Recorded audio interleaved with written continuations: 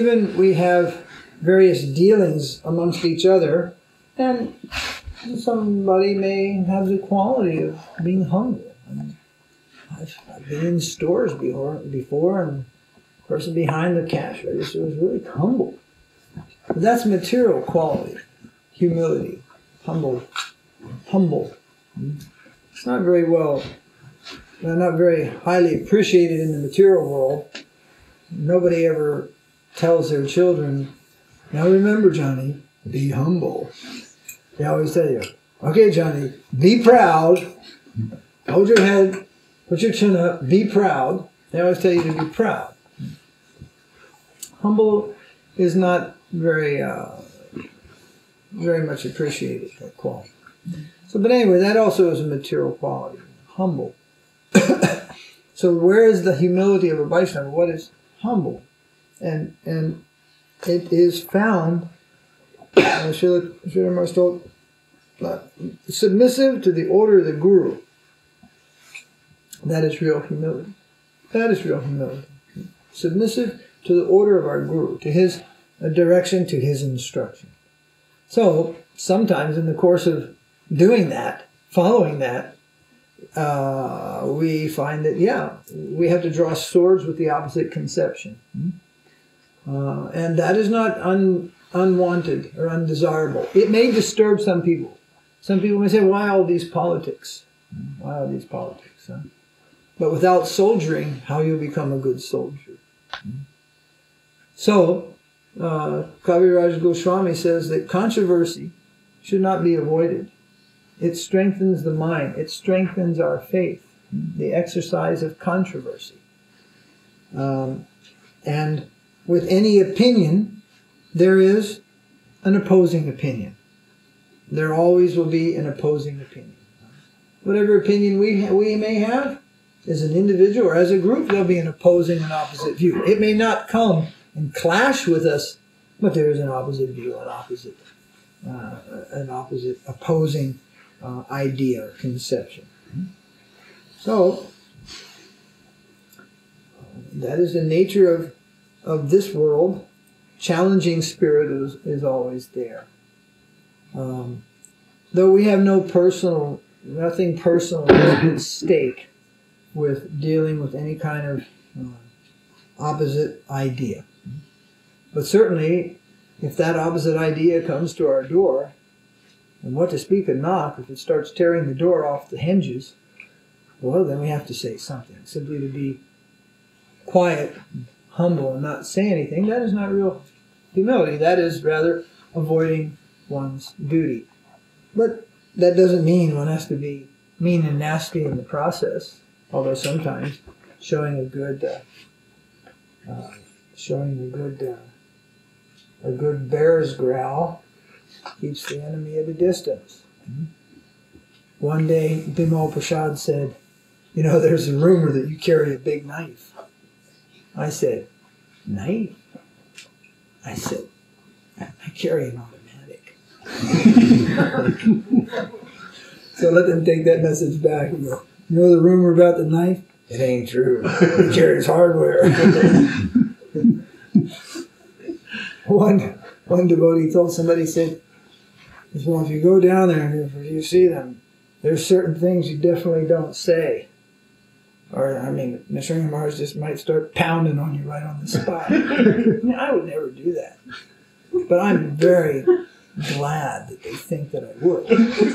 Because then that keeps such unfriendly elements at a distance. So that's the cobra showing his hood. Actually, I'm just an old toothless cobra.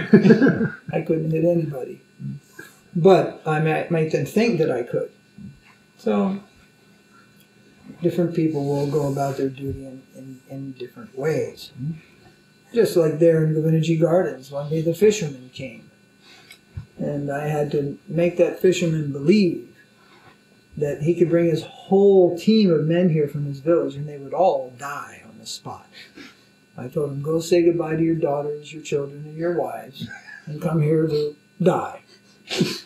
So, dealing with the fishermen, if you don't push them out, they'll push their way in. So they were a small group, and they went away, and they've never bothered us since. And then, but they came, the chief of the fishermen came to the gate with a couple of his men to complain. So I made him think that I would do that for sure. But I would never do that. So sometimes we have to do it. We have to make believe that we're not soft. When you're moving in the world, if you're very soft with people, they'll just step all over you. They'll take you. They take softness, gentle behavior as weakness. So you have to keep up a little shell. You have to keep up a little shell from that outside world. But we should not keep that shell in dealing with the devotees. With devotees, we have to let down that shell or that barrier and deal most affectionately with the devotees. So yes, it's true. In doing duty, one has to preach. Doing one's duty means one has to preach. Preach means one has to oppose. But we like to keep things on a philosophical basis. This is a philosophical movement. This is the movement of the philosophy of love. And that comes down to the philosophy of this world, and so many things are understood there. But ultimately it is a divine philosophy of love. Not just an armchair philosophy of logic and argument and so many things like that. Let me see. I was thinking of a story.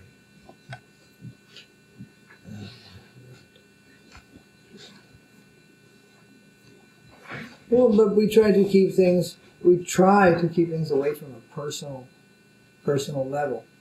And we actually have no enmity towards those people, any such person. There's no inimical feelings. As I said this morning, sometimes there is a show of anger, but it's not really anger. That anger, Kṛṣṇa, the devouring enemy of self-realization, kama and Kṛṣṇa, lust and anger. And the example is that when anger grips, it just doesn't go away like that.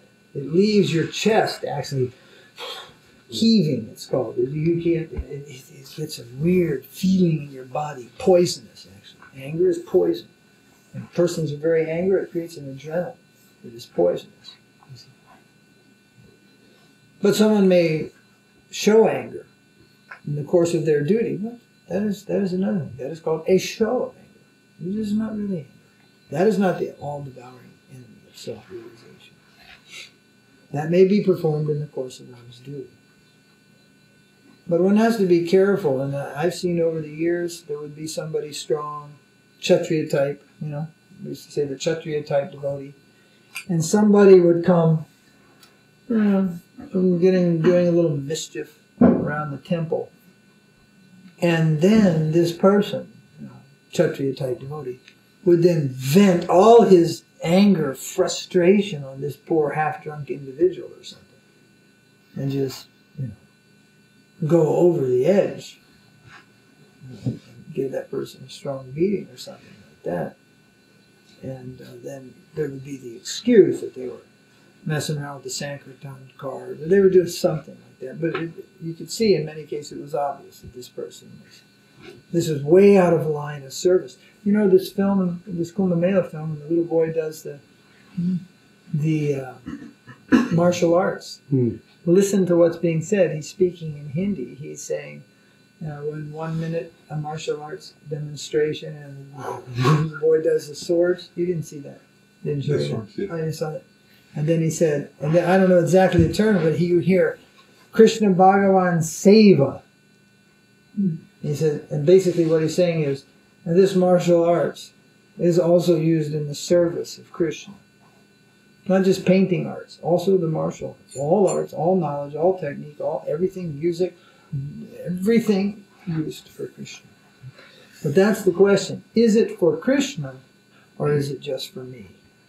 Is there a show of anger? Am I defending what I feel to be an assault against our movement against the philosophy, or have I succumbed to some lower mode of nature in that, and actually it is at that time not for Krishna. So that you will know better than anybody else. The individual will know that of himself, provided the individual is truthful with himself. Oh, that's what the point was. Once we drove to Mayapur, then from Mayapur we drove to Vrindavan in that truck. I think that was the year we met. Like, we came in that truck. So there was a devotee with us from Trivandrum named Padmanabha. And a Kerala devotee. ISKCON devotee, disciple of Jayapataka Maharaj, I think. And when we stopped in Benares, we rented the boats. If you've ever been to Benares, and you go out on the Ganga there, and the Ganga is very blue and very clear there, and there are porpoises in the water. It's quite a place. And the city is 3 miles long along the river, and it's all stone steps and temples, and it's an ancient city. It's considered the oldest living city in the world.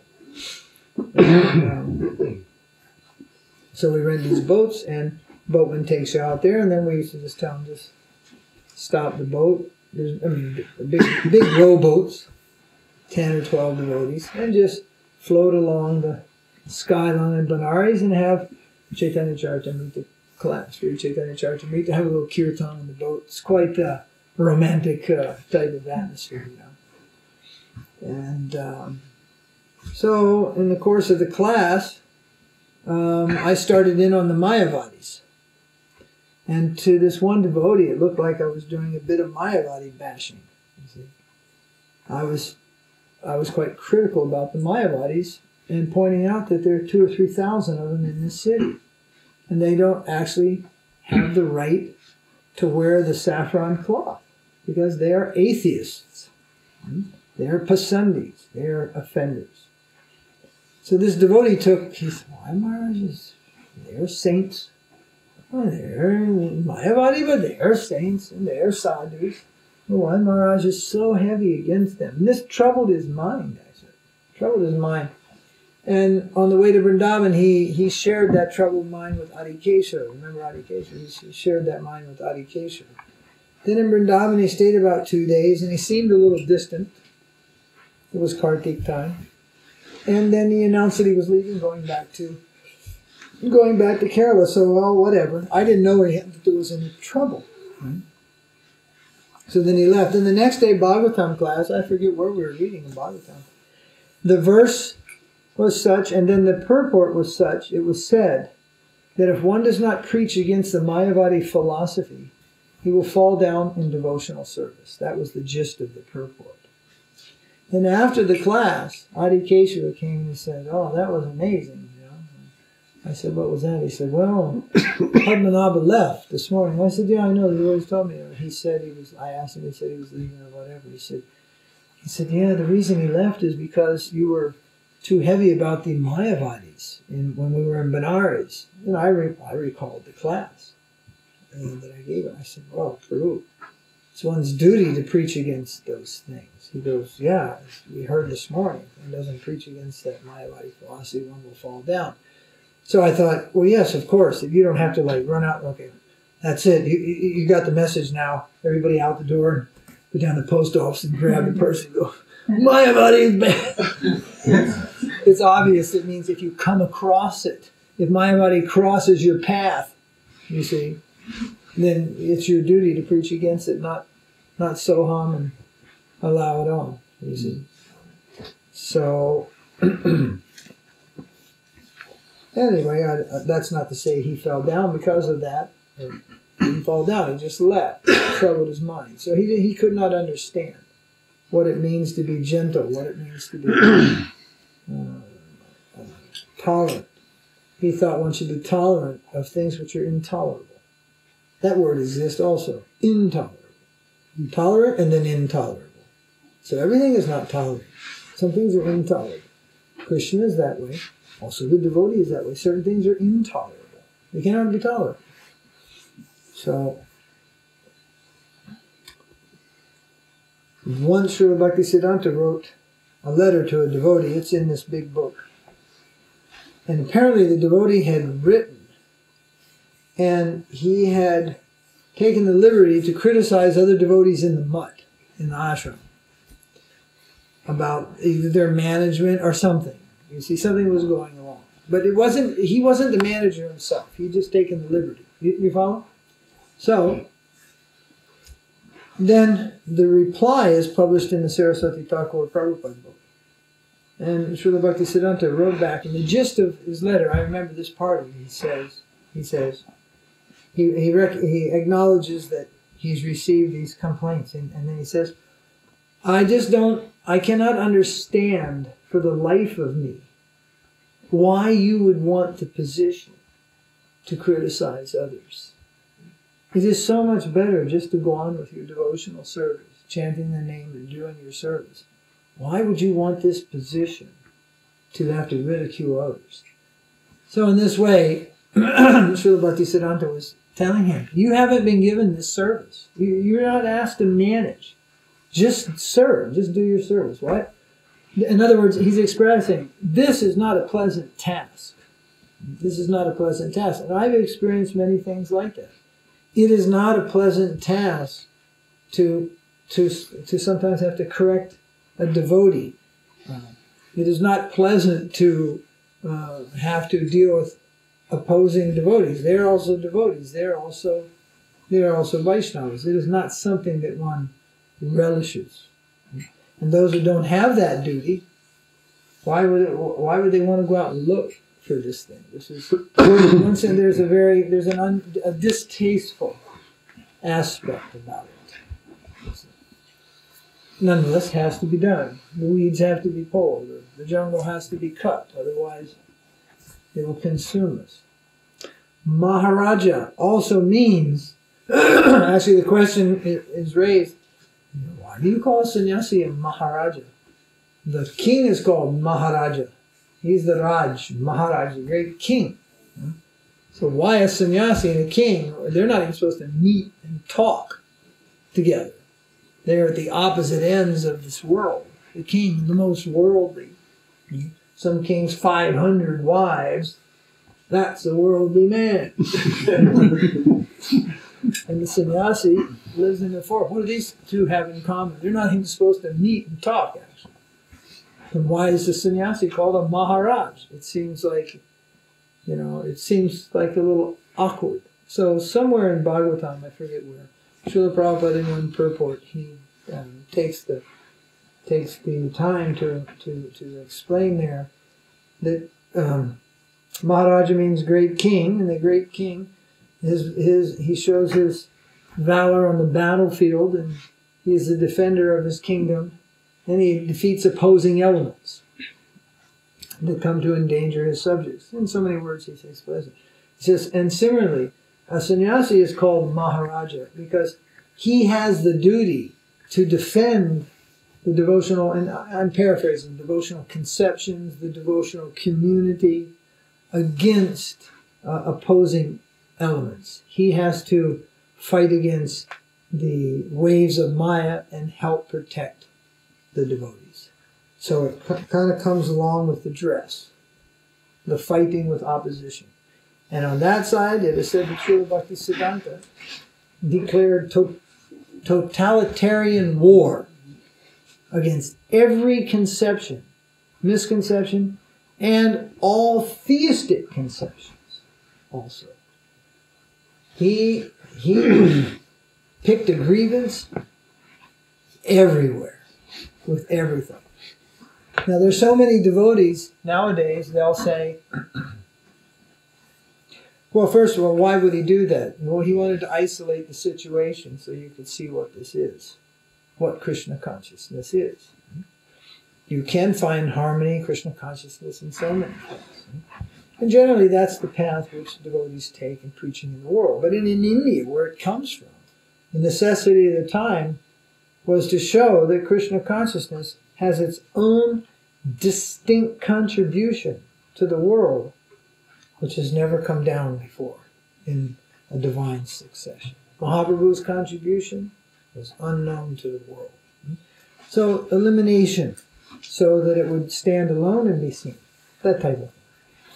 So generally we'll say Jesus is also our guru. There are types of things like this, articles, statements, many things.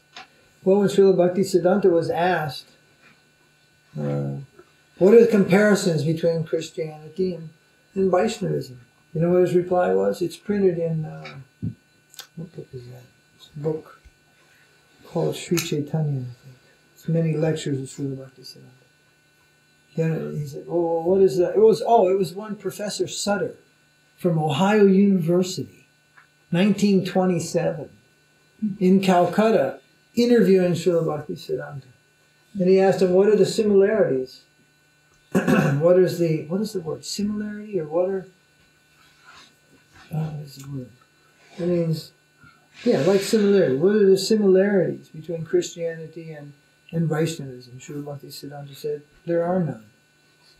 Christianity is a mundane religion. It came from the mundane world. It came from a place called Jerusalem. And Kṛṣṇa consciousness descended from Goloka, the spiritual sky. There is no comparison. No, he was gentle and kind about it. And actually, if you study that, you'll see Sutter's was already on his side. It was just for the sake of the interview. Sutter's had been coming to the ashram for months. And, one time they found a lady she was a librarian in Pittsburgh. And she had met Śrīla Bhaktisiddhanta when she was very young. She had gone on a tour in relation to her education or something like that. And she had written an article when she came back to America in some newspaper that she met such an elevated gentleman. I forget her exactly statement. And anyway, it was Śrīla Bhaktisiddhanta. So there were a few foreigners from the Western world that had met him. So this type of explanation is also given, pointing out that Dharmantu Shakshat Bhagavat Pranitam. Real religion doesn't come from this world. It's not born out of this world. Real religion comes down from the spiritual world. So the other day, I've said this many times to the devotees, and it's like, it's an eyebrow raiser. It's like, what is the evidence there was a person named Jesus? And that's just like, come on. Prabhupada said even Jesus was good. Śrīla Mahārāja mentioned things about him. I said, no, I'm just saying. I've heard that there are many people, not people, educated people, scholars, and they say they have proof there isn't anybody named Jesus. And I saw that documentary on the airplane. It was like not a documentary, it was a conversation of scholars, and they were raising this point. And this man was saying, at an intellectual level, at a college level, a degree level, there is no evidence that there was an individual named Jesus. And they just went into all the different things. 2 or 3 people, just like, but you can do the same thing about Vyas. Which Vyas? There are many Vyasas. Therefore, Dvaipayana Vyas means the one at the beginning of this Kalpa who wrote the Vedas. That's why he's called Dvaipayana. But he's a Vyasa. There have been many Vyasas.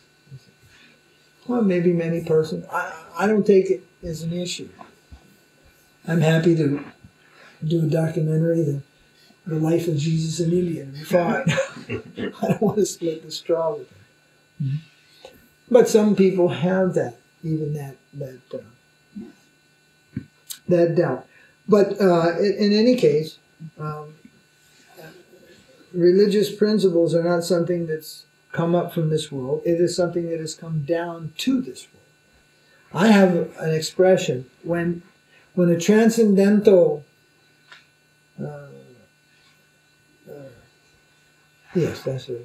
when a transcendental religion gets corrupted, then it becomes an established religion in this world, like Christianity, Judaism, Catholicism, and so many others. But when it's alive and vibrant, they crucify you. And when it's corroded, they establish it all over the state. Christianity didn't become successful until after it became corroded. Actually, It was corroded as soon as it was adopted by the Romans. They corroded the whole thing. Corrupted and corroded. And they had to do it more and more and more repeatedly over time. So once Śrīla Prabhupada wrote a letter and he said, we asked him about preaching to Christians. We were in Salt Lake, we had gone somewhere, Salt Lake City, we were preaching to Mormons, and we had gone somewhere that was Christian. I forget where it was. I guess the next state over. I can't even remember where it was. When we came back, we asked him about preaching to Christians. He wrote a kind of a shocking letter. He said, I have been all over the world, and as far as I have seen, there are no Christians anywhere in the world. So how is it you'll be preaching to them? He said, the first commandment is, thou shalt not kill, and they are all eating meat. He said, but if you do meet a Christian, he said, there'll be no difficulties. We were Christians. We were from Christian families and everything, so it was kind of funny Prophets telling us. But if you do meet a Christian, it's like you're talking to one. It used to be one anyway. So he said, if you do meet one, there will be no problem, because Christian means lover of God, he said. And when one lover of God meets another lover of God, there is never any difficulty. There is never any problem. So, in philosophy, there is the plane of argument, you see. With devotees, we don't have to argue with each other to understand something. It's another way of discussing. But when preaching outside and dealing with so many other things, an argument will come. So argument is a peculiar thing. You can argue a point this way. You can argue the same argument this way. Argument is very elastic. It can go this way. It can go that way. It has the utility to convince the other party to accept your line of thought. That's what an argument is for. Not argument for argument's sake. It's stubbornness. Some people argue, they're so stubborn. And even if they're shown that they're wrong, they just keep arguing. They're just so stubborn. So we can't go out preaching and arguing and all these things just for the sake of the argument, just to oppose others. But if indeed there is a calling to do that, then we'll have to do that. Śrīla Maharaj was one not to engage in the battle. He said, I will not be there for the battle. I will not be there for the war. But one day when one Gaudiya sannyāsī in Mayapur wrote a critical statement about our Guru Maharaj Śrīla Prabhupada in a book, in an introduction to one of his books, he took a slap. And this came to Sagar Maharaj's notice. Many people read it and saw this. And they told Śrīla Maharaj, and Śrīla Maharaj said,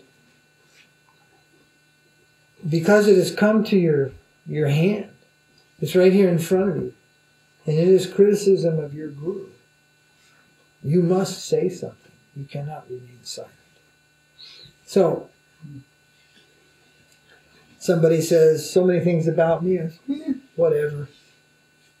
I'm not so disturbed about it. In fact, usually I'm not disturbed about it at all. Somebody tells me that Prabhupada knew everything. He knew the children were being molested. He knew the murders were taking place. He knew everything. He did nothing to interfere. Now you've got me really pissed off. I can't tolerate that. And I'll do my share of shouting about it and opposing. But if they say something about me personally, okay, you're a bunch of fools. So, but if our Guru is,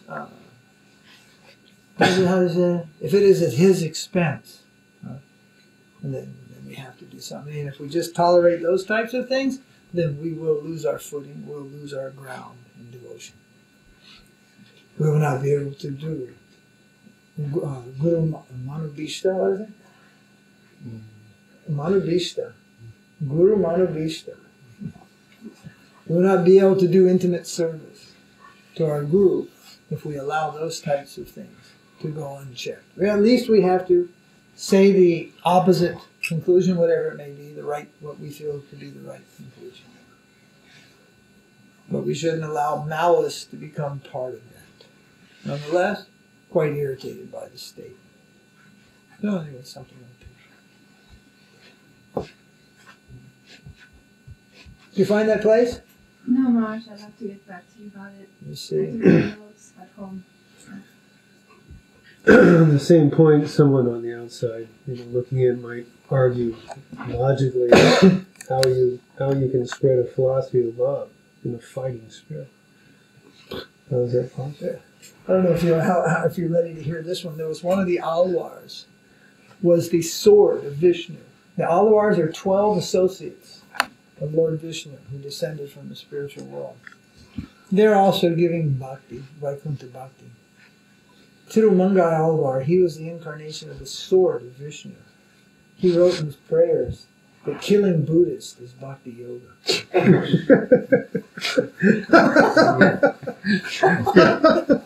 It's classic. We definitely don't want to spread that one.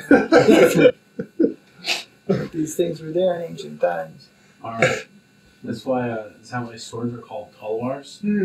What is that? Is that why the Indian sword, those curved scimitars, are called a talwar? Talwar, that means sword, but what? But because you're saying alwar. No, well, there might be a connection. Alwar, I don't know. Talwar. Sounds something might be there, but not being a good Sanskritist, I couldn't say. But I'll see.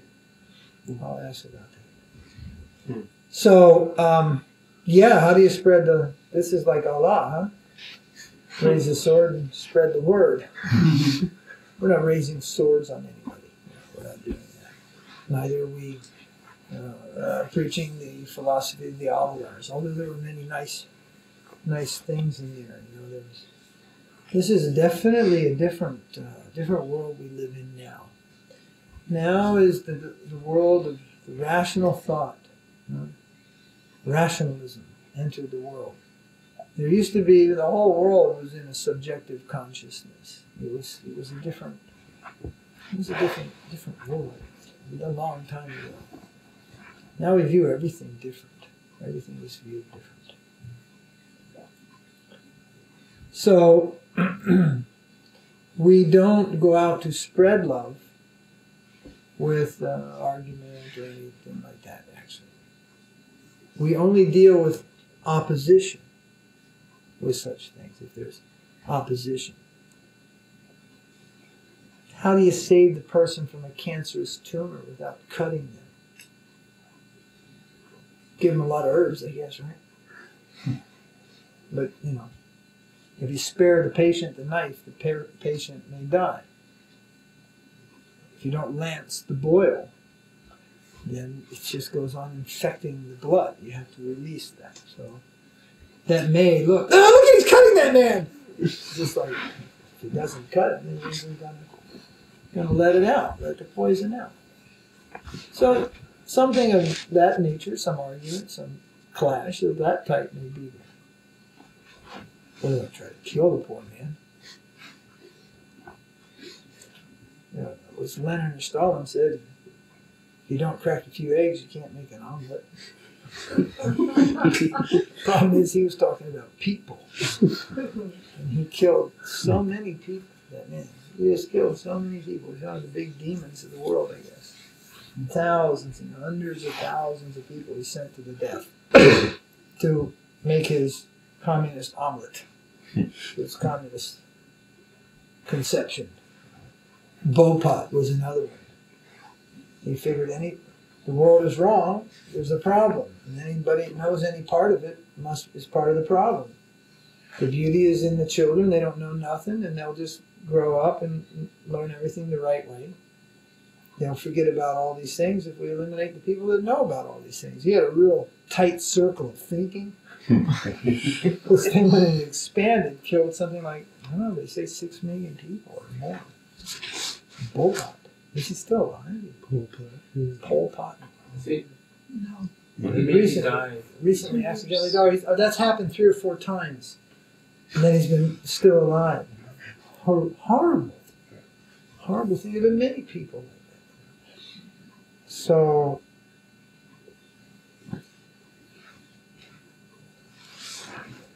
Like that. You can't go out. Practice what you preach is very important. You can't go out to people, abuse them, and say, we've got the higher philosophy.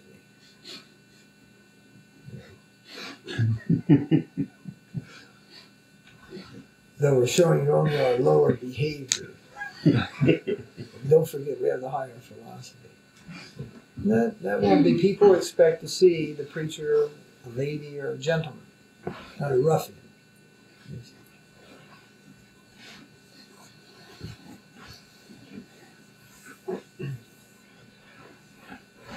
There are a lot of criticisms about the Krishna consciousness movement over the last 30 years. But they got all you people sitting here and about another 20,000 around the world over the years. Couldn't have been that bad. Couldn't have been that bad.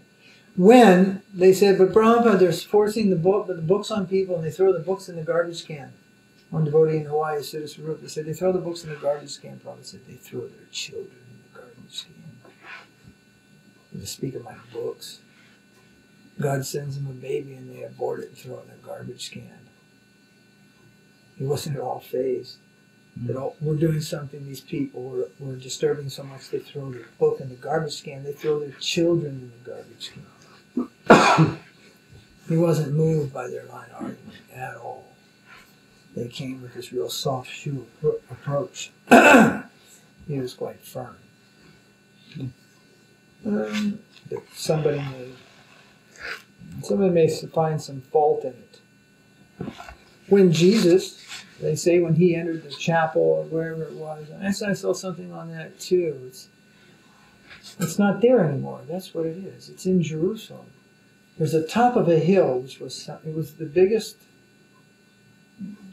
place of worship on the earth at the time, at least that part of the earth. And later it was just leveled flat. The only thing that's left is the floor. It's the whole top of a mountain. You know anything about that? Temple on the Mount. Yeah, Temple on the Mount, or what it was called. That's the one that Jesus went into. And that's where the gold coins, you'd have to come with your Roman gold coins, which had the emperor's pictures on them, and trade them at the trading tables, and get the offerable gold coins that then the rabbis, or whatever they were called, could offer, in the worship. And of course, you didn't get the same amount. There's a little profit there for the exchange rate. You lost something in that. And then there was other things. There were animals for sale there because they were doing animal sacrifices and all these things. Jesus is portrayed throughout to be solemn and holy, walking barefooted in robes and a little unkept, indifferent to the world, not caring much for his personal grooming or anything. Just a simple man. When he got inside there, man, he let it rip. He started turning over tables and smashing things. He was really upset. Whoever he was, whoever they were, he was really upset on that day. So that's to be expected to see such abuse. But generally, the devotee doesn't take upon himself to, enforce that type of he doesn't take it upon himself to, enforce justice. Doesn't take the law into his own hands. And finding the situation intolerable, then he goes away, he goes somewhere else. But in that particular time, he got very upset.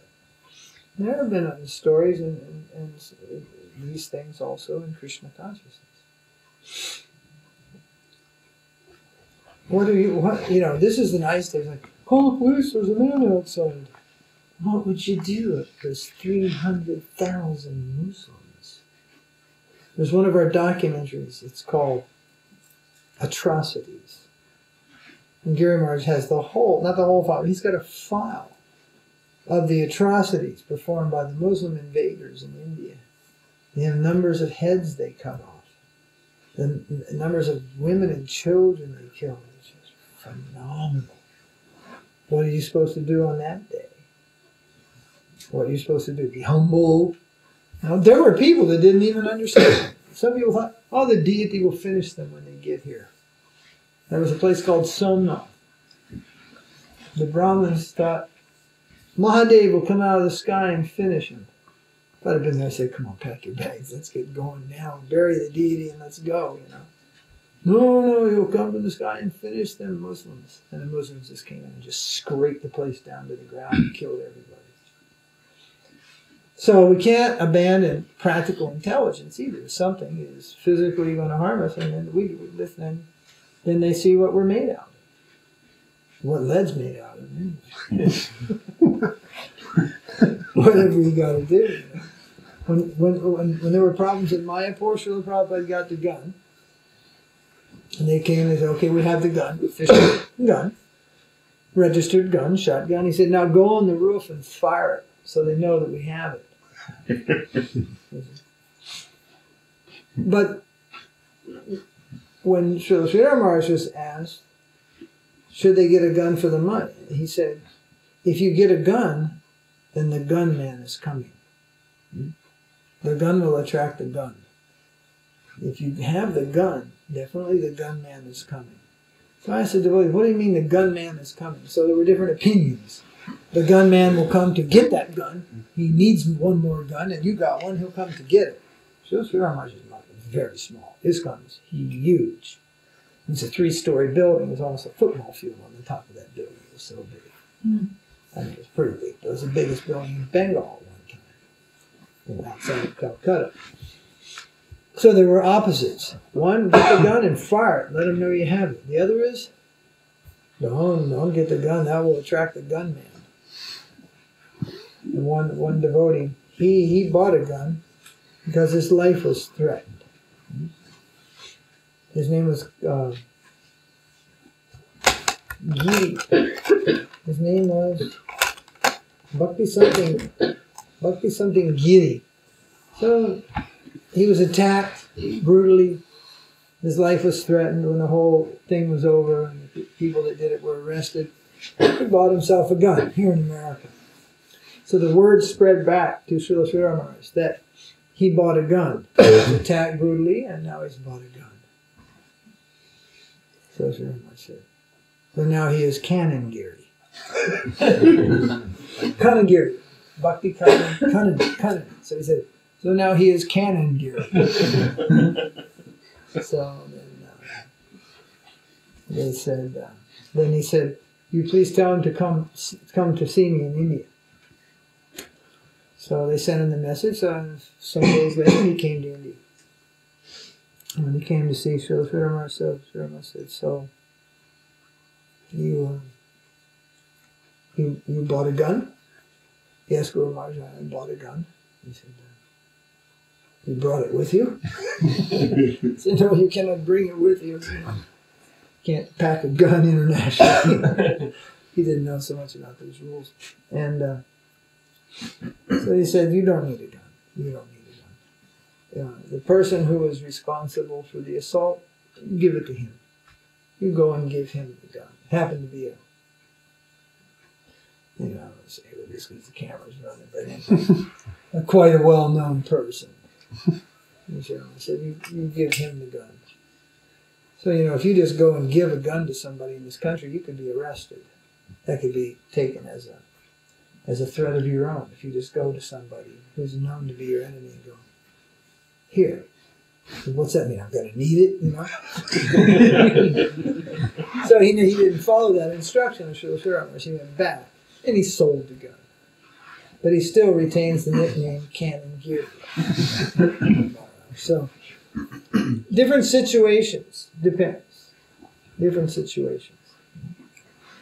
Different rule may be applied.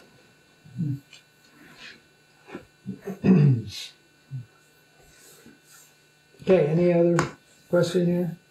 On a related note, if you're preaching on a personal level with somebody, suppose they have a particular religion, you could go either way. You could point out likenesses, or you could point out differences, how do you judge which Well, way to go? There are two things you don't do at parties. You don't talk about religion or politics. There are two things you don't do at work. Don't talk about religion or politics.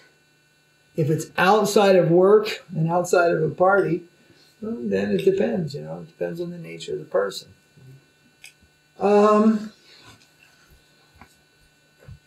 Should you go the side of similarity, or should you go the side of opposites? Huh? Gee, that's a tough one, you know. I mean, where are they? Out on the street? We used to sell books to people in, where was that? Oh, South Africa.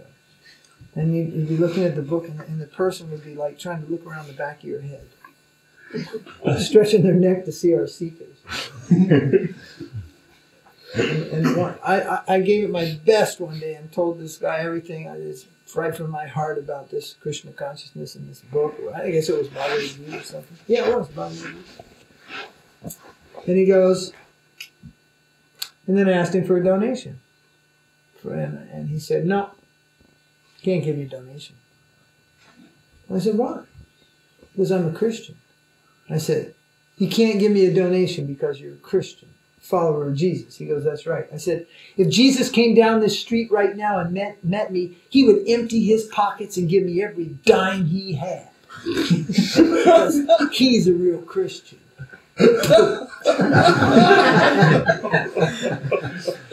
And I thought he would.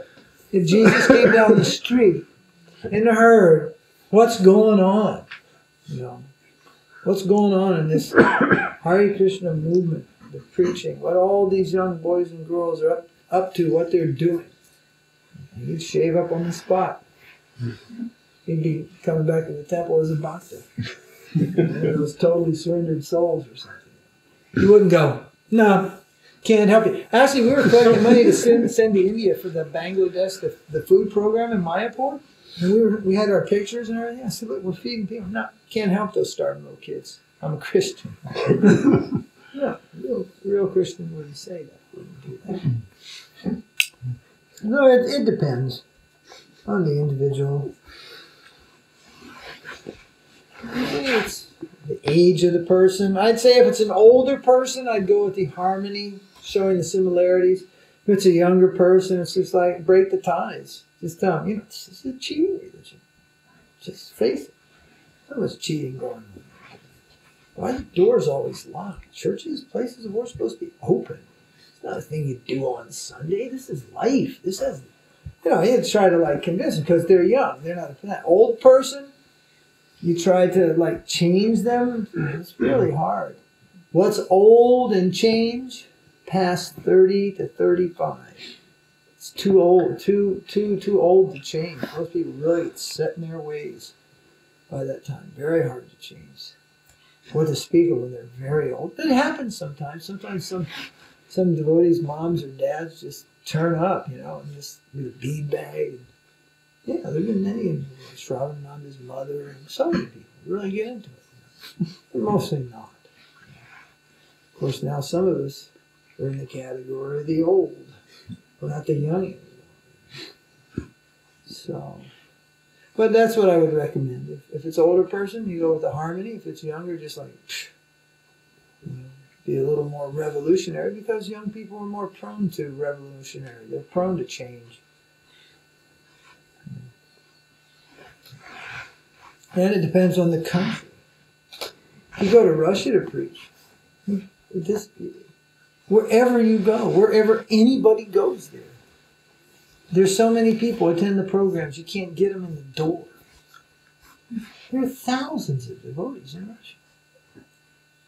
I mean, like it was in America maybe 25 years ago.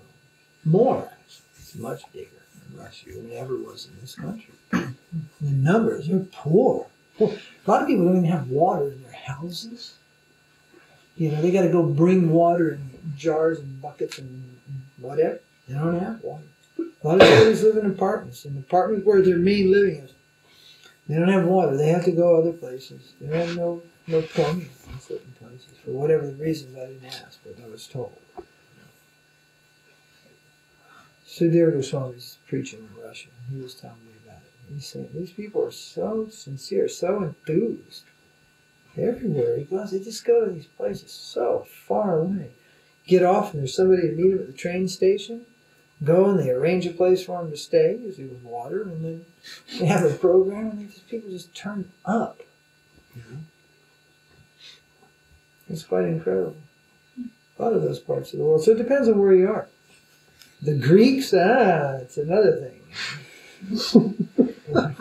According to Pope, the Antichrist. Poland also is very big. Poland is like huge preaching devotees. Serbia was also huge. Then that war started just ruining everything in a sense. You know, it started in and the whole thing went on it's been going on for over 10 years and right up to the last. But there were many, many devotees from those countries, and some of those places are small. Italy, all those places. So it depends on the cultural background of the person, the age of the person. So many things.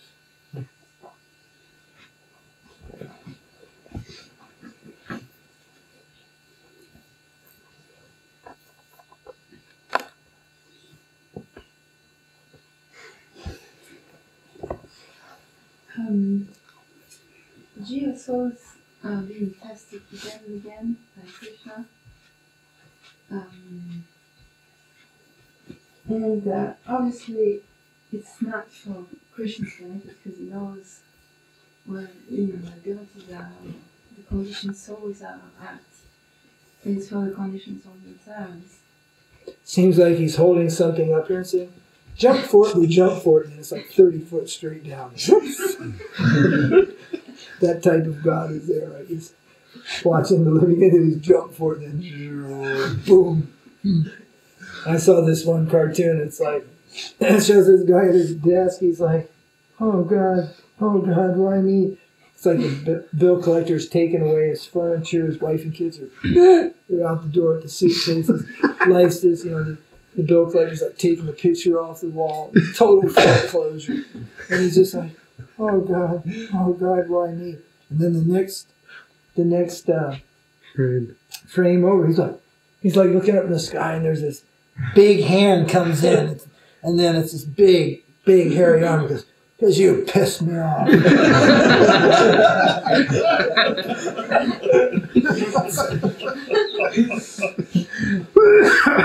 So, only at a certain level is Krishna conscious of the jivas. Only when the jivas get to a certain level is Krishna actually conscious of those jivas. Otherwise, they're in the loving care of Maya. And Krishna is not directly conscious of those jivas at that time. How about the super soul? A super soul is there. Super soul. We said Krishna. Yeah. Krishna playing the flute. Before Krishna playing the flute is conscious of the jiva. That jiva has to be quite elevated. But Krishna's agency is his super soul. He's there everywhere, always with the living entity, wherever he wanders in this world, always there, a friend by the side. It's like somebody wants to do something, and the father goes along, accompanies that boy to do whatever he wants to do. Kind of always right there, like, sure, this is what you want to do, or, could do something different if you want. He's always there to, peck an idea at but he doesn't want to interfere. I mean, you see parents are that way nowadays all the time. I mean, the president's daughter got caught drinking. She's 17 years old. And the president's wife says, well, we don't want to interfere in the young lady's private life. It's like, private life? She's 17 years old, out driving and drinking. What do you mean? You don't want to interfere in her private life? What a lame duck, response. It's like, you don't care anymore. But that's like, don't want to get in their way, and it's just all this. Yeah, don't get in their way. And the next thing, she'll go head on into a telephone pole, Take that young lady aside and show her the wheel and the bottle and let her know these two things don't mix. So that kind of liberality is, So Krishna is always trying to But he doesn't totally interfere with the independence of the living entity. He gives that independence and then is there as a subtle voice in the background. That's the super soul.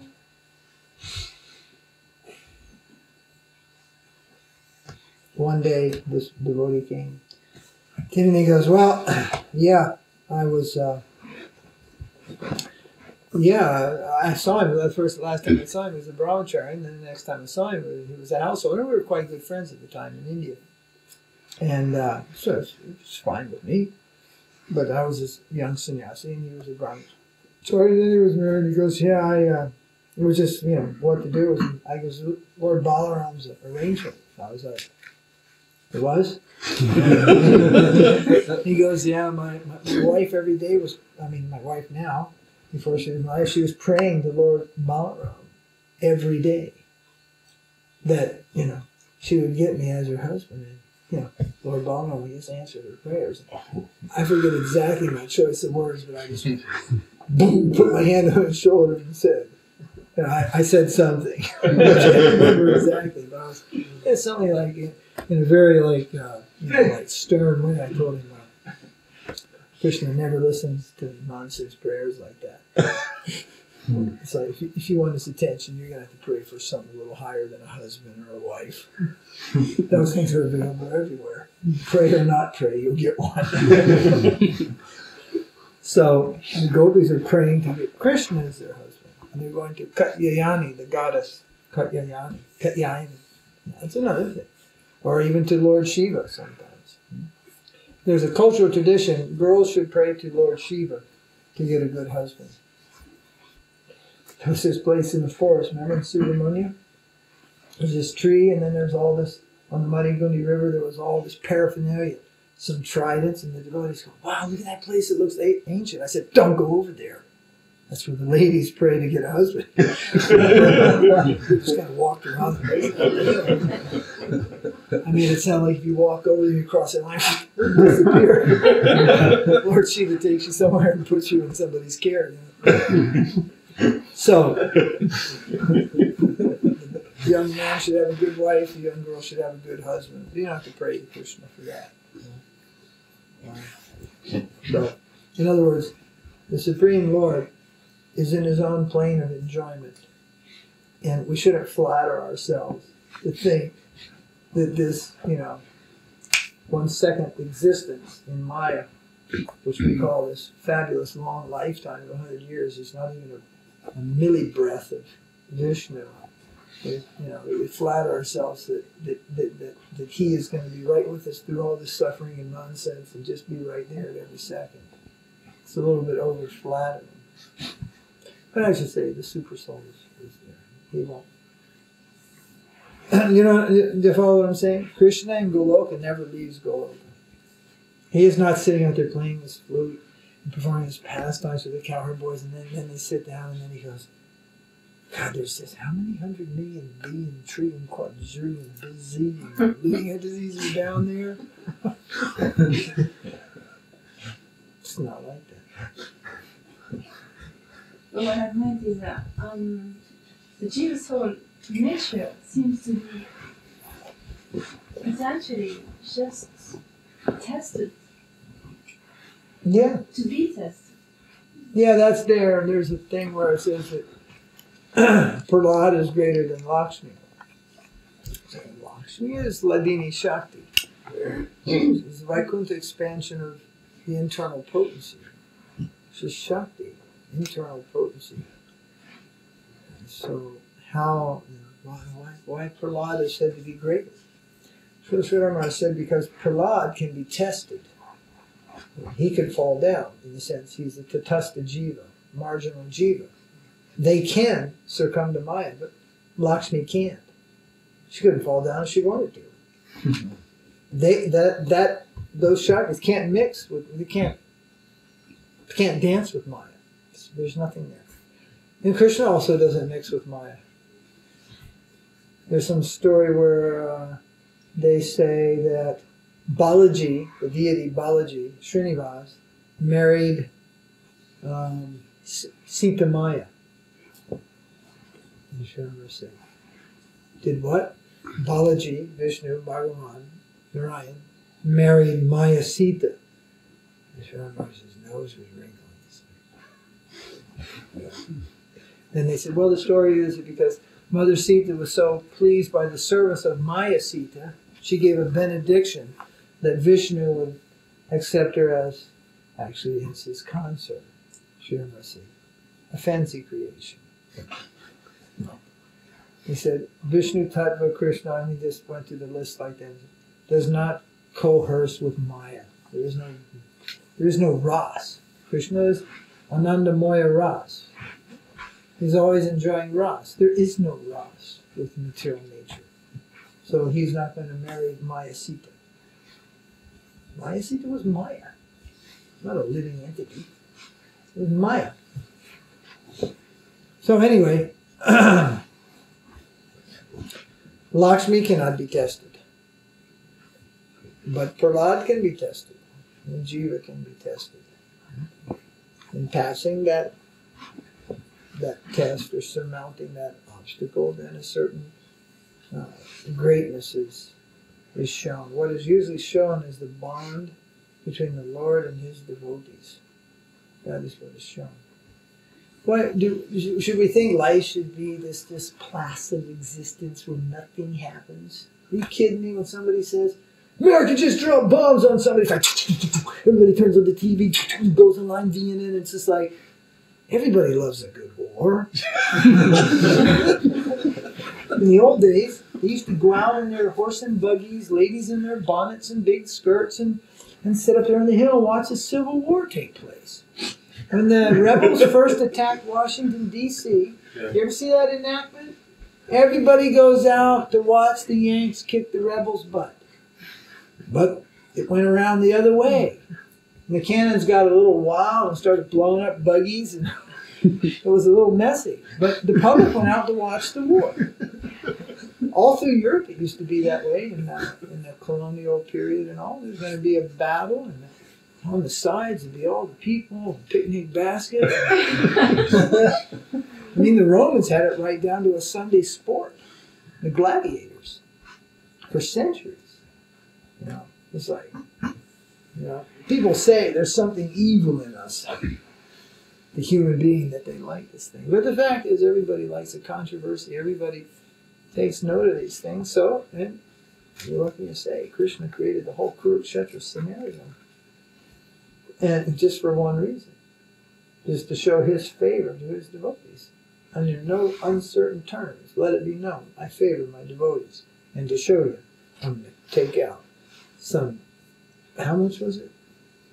Some 30 millions of people or something. The only people that walked out of that were the Pandavas.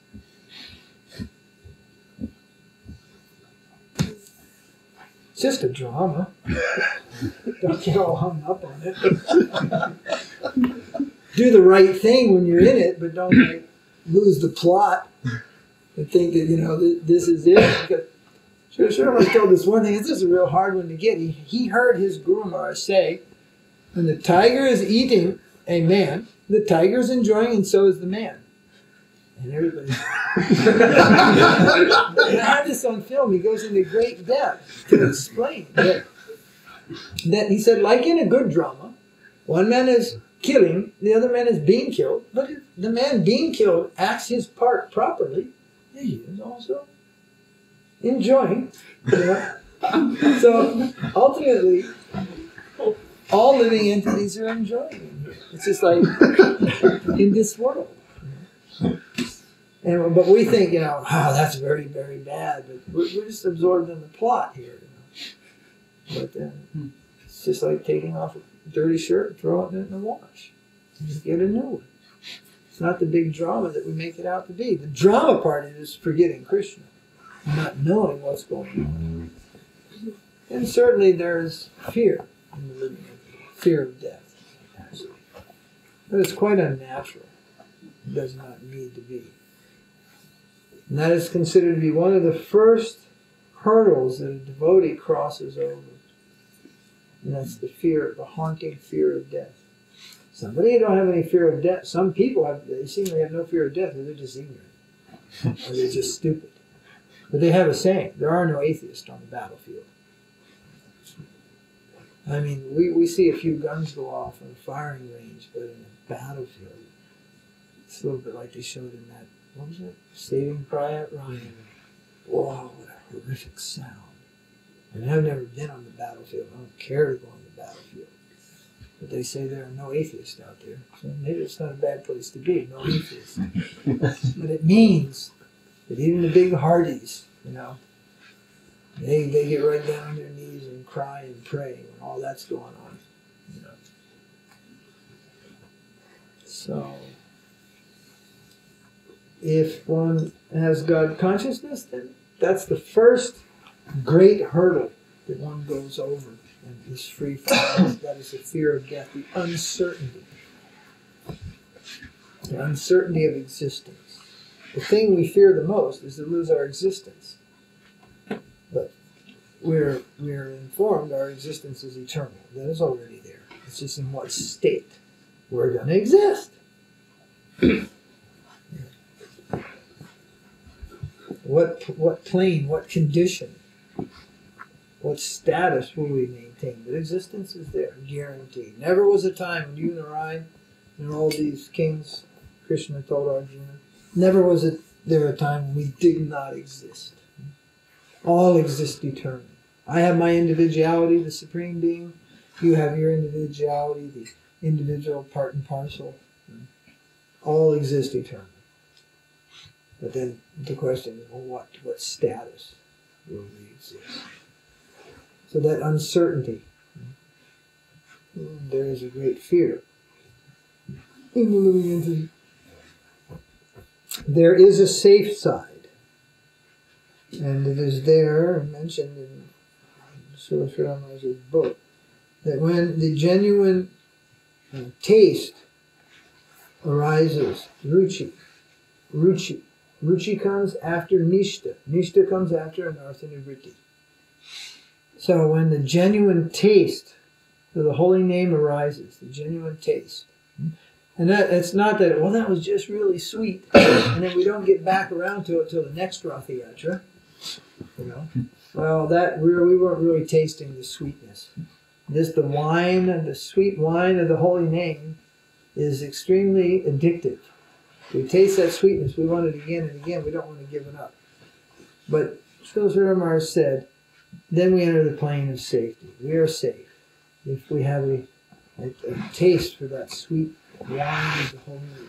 But if we have no taste, then we're not safe, and there'll always be so many tests. And I mean, I mentioned, I'm not flattering myself or anything, but sometimes devotees get so moody. I mean, their mood swings are like summer and winters in Vermont. You know? I asked one of them, I said, am I like that? Do I like one day like way over here, and this day like way over here? I said, in my self-portrait of myself, I get up every day and do the same thing. I don't get up when I'm down, and the next day I get up and I'm chipper. I just get up every day and I do the same thing. I won't tell you exactly all the steps that I take before I get up, but I pray deep in my heart every day before I even stand up that I can go forward in Kṛṣṇa consciousness. It's the only thing that matters to me. And I see other people that are just going, one, they're so involved, they're here, and this and that. And then this side, like swinging, you know. What's the necessity of it? You know? Young people are trying to figure out what they're going to do with their lives. My latest take on that is, you don't have a life. You only have the chance to become alive. Because right now, you're just dead. Waiting for the undertaker. That's it. Kind of a grimacing view on life, right? That's why she says you're dead meat to begin with. What it means is life is consciousness, not matter. And our consciousness is so minute, but it's so powerful, it keeps this big 180, 200-pound machine running. But consciousness is what we are. And we're not living in our conscious state. Consciousness is almost unconscious. You know, It's just we go to sleep and we're out. We wake up after so many hours. You know? Sometimes can't remember where we are, you know, or what day it is or what until, you know, we get a little bit of weight. And then it's just what, you know, take care of the paining knee, the aching back, the aching tooth. Just the consciousness of running around, fixing up all the pains, you know.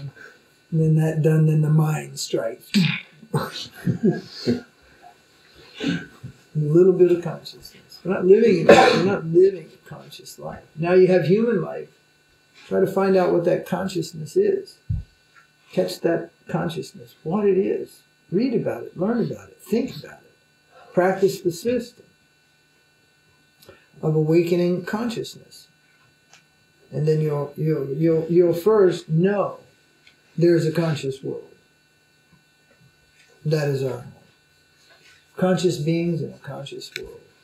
Now we're on the right path. Then life becomes a bowl of cherries after that. Just moving ahead. Every test is just like the drill sergeant coming along and telling us, a little faster, move ahead. That's all.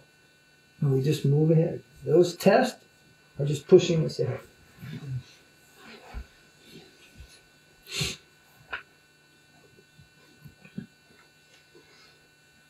I mean, we go out of our way to be tested.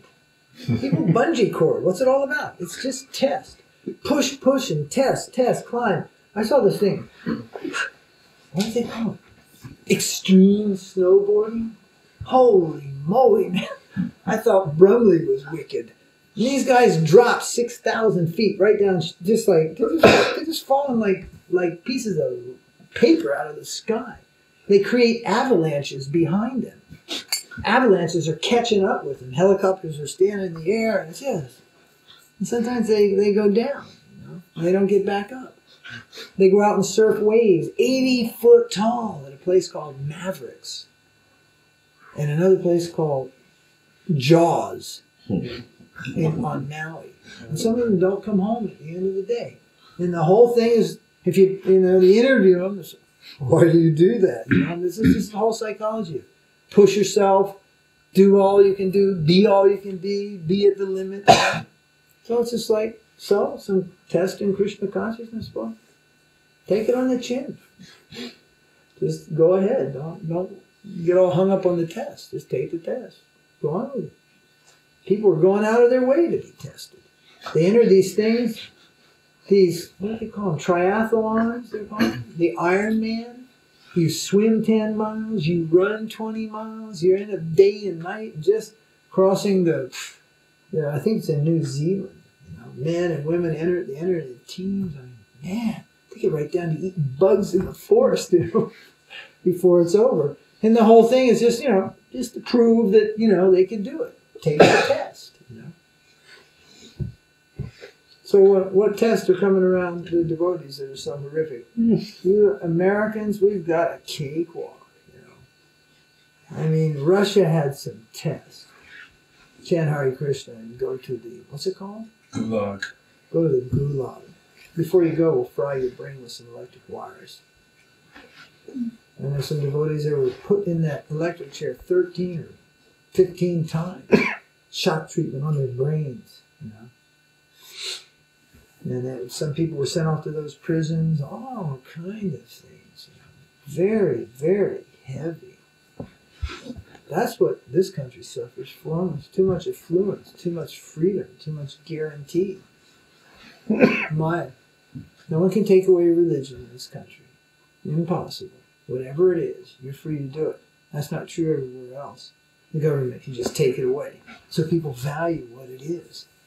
They value, in this country, devotees don't seem to value what they have, the opportunity they have, even the wealth, the freedom.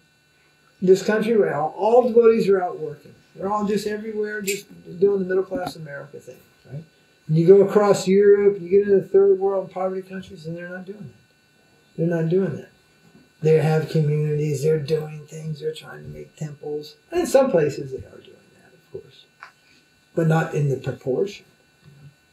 You go to most of the temples in America, there's nobody there from Mangalarti but the Pujari. And he's paid. It's getting like, I'm just also part of this country and this place. But I think we take many things for granted. Granted. And I've noticed other people don't do that as much. So what freedom they have, they're happy to have it.